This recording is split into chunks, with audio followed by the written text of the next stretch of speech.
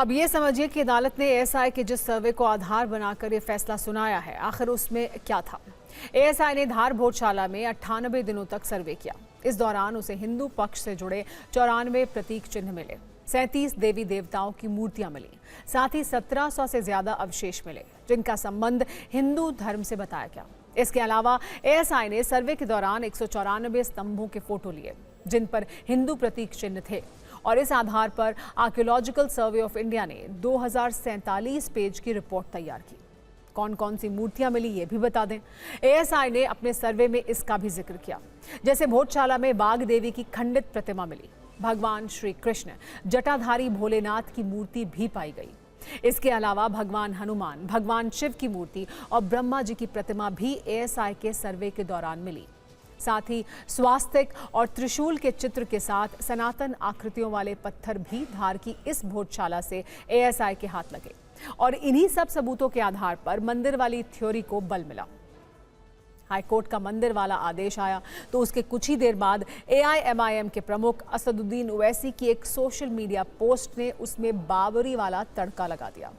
ओवैसी ने अपनी पोस्ट में लिखा कि मुझे उम्मीद है कि सुप्रीम कोर्ट इस मामले को सुलझाएगा और आदेश को रद्द करेगा।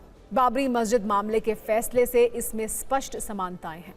इसके अलावा कई मुस्लिम धर्मगुरु भी हाईकोर्ट के इस फैसले से नाराज हैं और ये कह रहे हैं कि वहां मस्जिद थी और मस्जिद ही रहेगी, जबकि हिंदू पक्ष ये कह रहा है कि आज सत्य की जीत हुई है।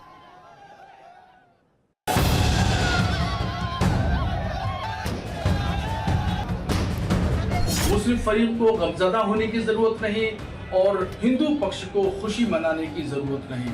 और मैं भारत के मुसलमानों का नजरिया स्पष्ट कर देना चाहता हूं कि कमाल मौला मस्जिद है और कयामत तक वो मस्जिद रहेगी। मस्जिद के नाम पर किसी से कोई समझौता नहीं किया जा सकता। सैकड़ों वर्षों से हिंदू समाज संघर्ष कर रहा था अपने इस धार्मिक स्थल को वापस लेने के लिए। आज हमारा वह संघर्ष विजयी हुआ है।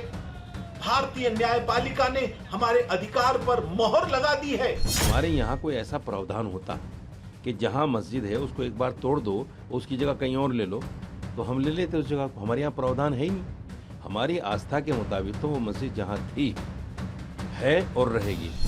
फैसले को भूरी भूरी प्रशंसा किया जाए उतना कम है।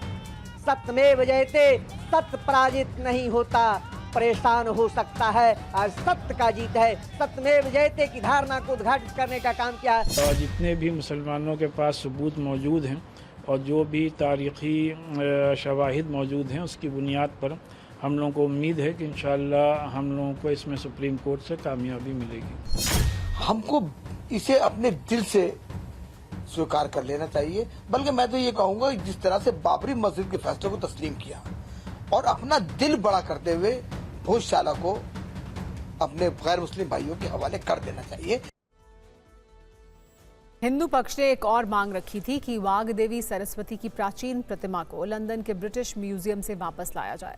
कोर्ट ने कहा कि याचिकाकर्ता सरकार को ज्ञापन दे सकते हैं और सरकार इस विषय पर विचार कर सकती है।